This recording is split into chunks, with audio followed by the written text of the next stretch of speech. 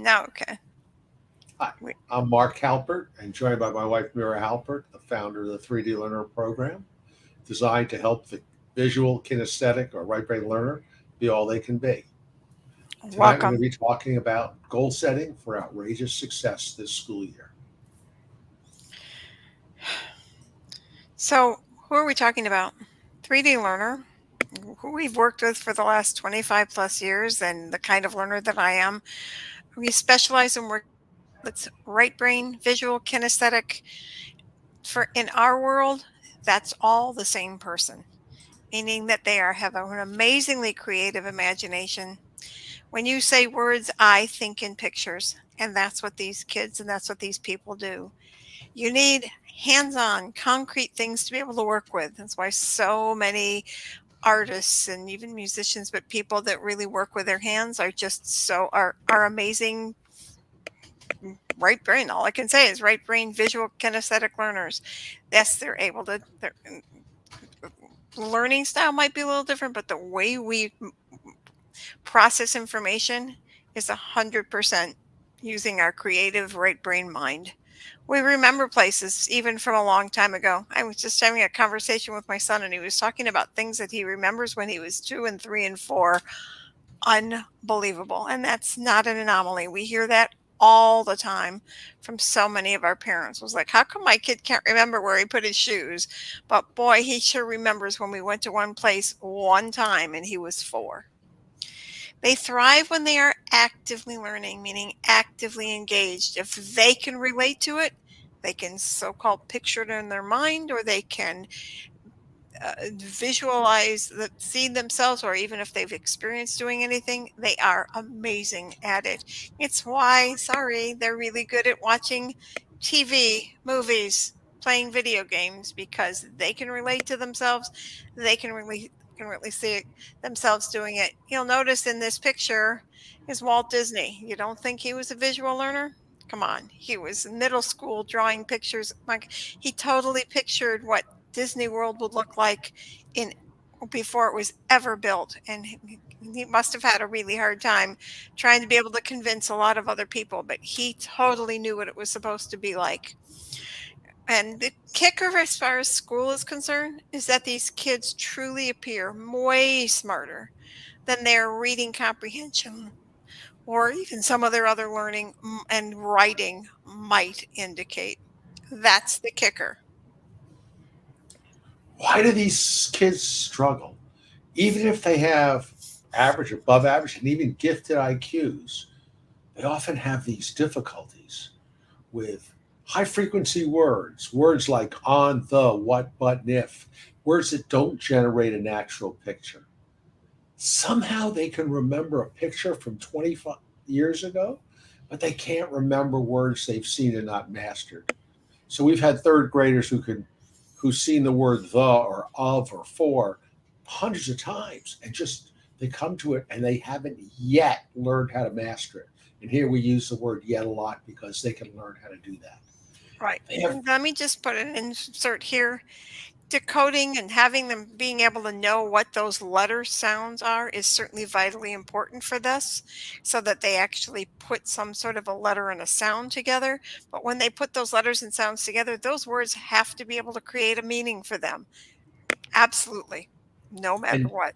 and Dr. Linda Silverman, who's director of the Gifted Development Center, said we don't need to nix phonics, but we have to make sure we teach these kids the sight word vocabulary, not just sight word recognition, sight word vocabulary, and get them to remember words they've seen and not mastered.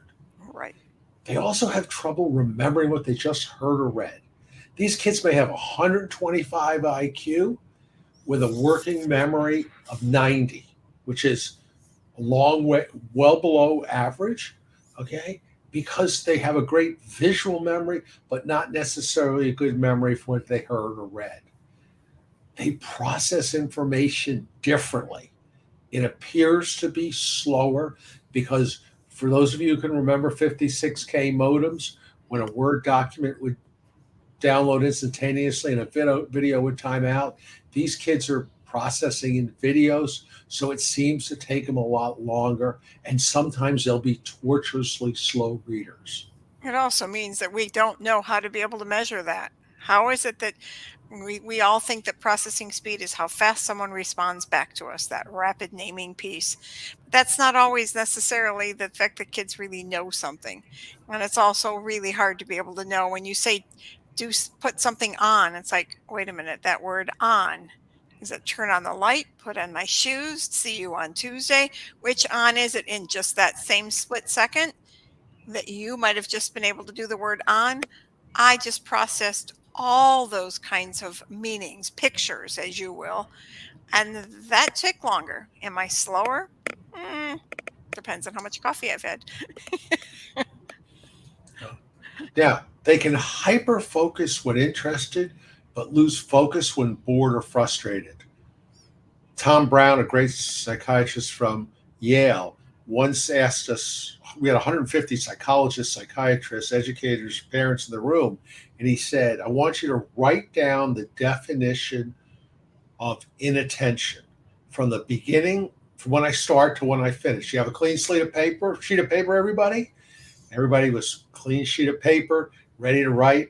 He said, inattention is the inability to pay attention to that which is boring or frustrating. That's it. Engaging. If they don't know it, and So, so often we're hearing kids use that word boring, and the challenge really becomes is sometimes it's that they just don't understand it, and it's a lot easier for me to say that I'm bored because my response is different versus if I say I don't get it, and we sort of hobble around, and then kids start to be able to think that something's wrong with them. Oh, well, I don't get it, so now they're trying to reteach it to me. I just wasn't engaged in it. It doesn't. I don't see myself doing it. Why bother?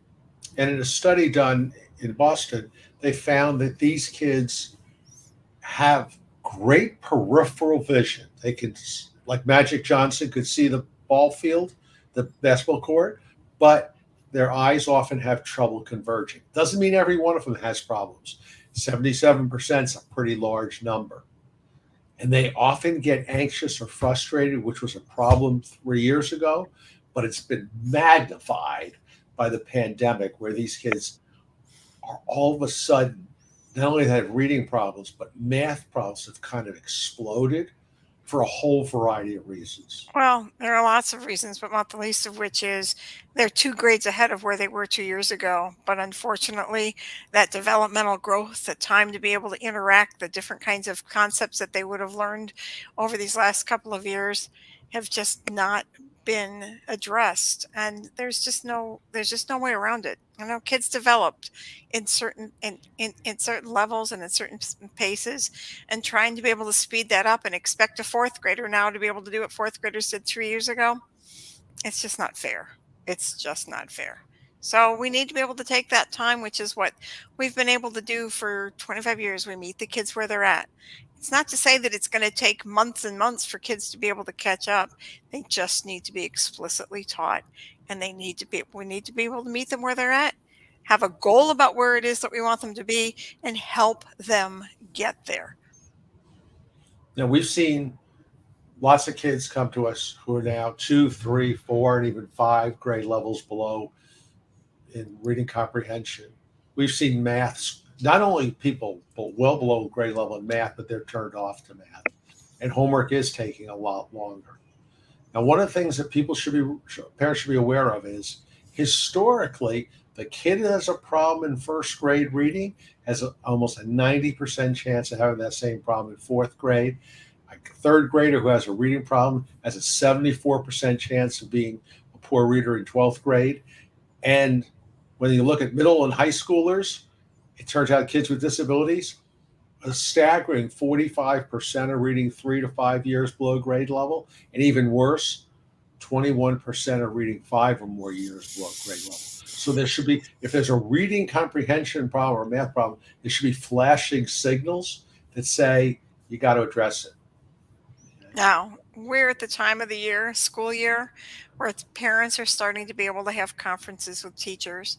Some of the very first benchmark testing has been done, and parents are feeling really frustrated about the fact that, my teachers are, they're trying, and believe me, they are trying. So let's not put all the blame on them. But the truth is, we've had a number of calls this last week about the fact that I want my child to be all they can be, and I just know that schools just can't do it, and they can't. They couldn't And, do it and, when we started this 25 years ago, and they certainly cannot do this now. and one of the things to recognize about teachers is they're strapped, Mm, they're understaffed, they're overworked, they're really frustrated, and they're trying their very best. right. Now, We'll both have eye rolls, but okay. That's true. what would bold goals look like? So you have a kid that's 2 years behind, and you walk into an IEP meeting, and they say the goal for reading should be 4 out of 5 times Johnny will be able to read to read who what to understand to answer who what where and why questions correctly 4 out of 5 times at their instructional level.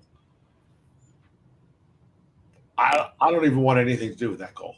Okay, I have no idea if that kid will be better off or not better off if that goal is accomplished. Personally, when I advocate for kids, that goal will never survive. Okay, okay. Or even when they say you have a kid with 120 IQ who's 2 years below grade level, and they say the kid will make a year's progress, you say he'll never catch up at that rate. And they'll say, Mr. Halbert, you can't expect him to make more than a year's gain. He's got a reading disability. And I said, look, we've had a number of kids make 2, 3, 4, in one case 5 years gains in reading comprehension over 4 to 6 months. We know it can be done. It's just they don't have either the systems or the mindset to do it. Okay. Now, what we look at as goals is, and I'm a master of mistakes. I make them good. Okay. So when I first Nice heard this English. stuff about goal setting, I was weighing 200 pounds and I wanted to weigh 180. And I wrote a goal that said it's March 15th and I weigh 180 pounds.